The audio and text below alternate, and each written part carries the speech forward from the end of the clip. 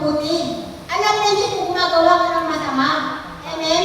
Kaya nga sinasabi ng Panginoon na kahit na tayo ay naglilingkod na para sa Panginoon at tayo ay lumilihis sa utos ng Panginoon, ay hindi rin tayo nagiging kalugod-lugod sa paningin ng Diyos. Diba sabi nga sa basa, sabi nga sa Ebanghelyo na sinasabi ng mga alagad na, Panginoon, nangaral po kami nagpanayas kami ng demonyo at gumawa kami ng kababalaghan sa iyong pangalan. Lahat ginagawa nila yung bilang alagad ng Panginoon. Ginagawa nila kung ano yung pinagagawa sa kanila. Pero patuloy pa rin sila gumagawa ng masama.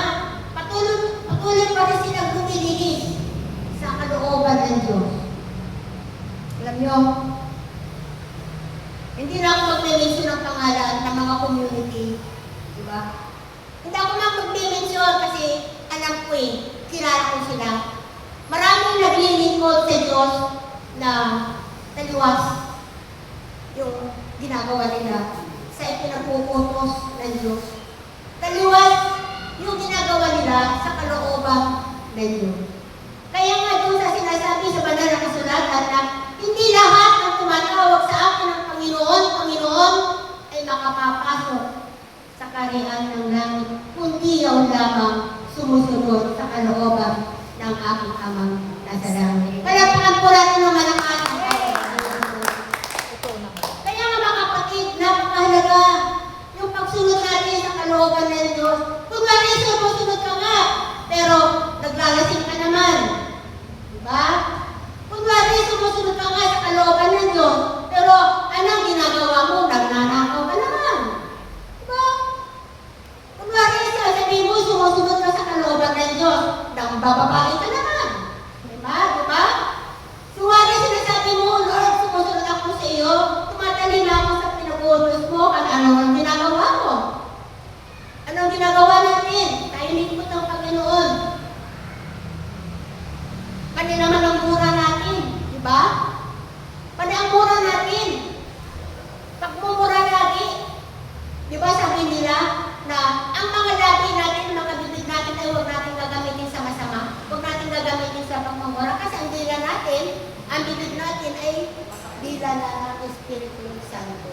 At makapangyarihan, marami pa rin ang gumagamit ng kanilang mga dila na pinaglabi ng masasamang salita. Pero bahala ang Panginoon. Bahala ng ating Panginoon. Kasi alam naman ang Panginoon yun Amen? Kaya nga, kung tayo po ay totoo sumusunod sa kalooban ng Diyos, makita po natin na yung puso natin ay laging malinis. Sabi nga sa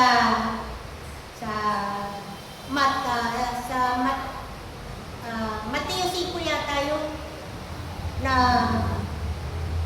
makikita natin ang Diyos kapag malinis ang ating puso. Mateo 6, makikita mo ang Diyos sa mga taong may malinis ang puso. Mapalad ang mga taong may malinis na puso. Sa Mateo 5. Makikita ito. Amen?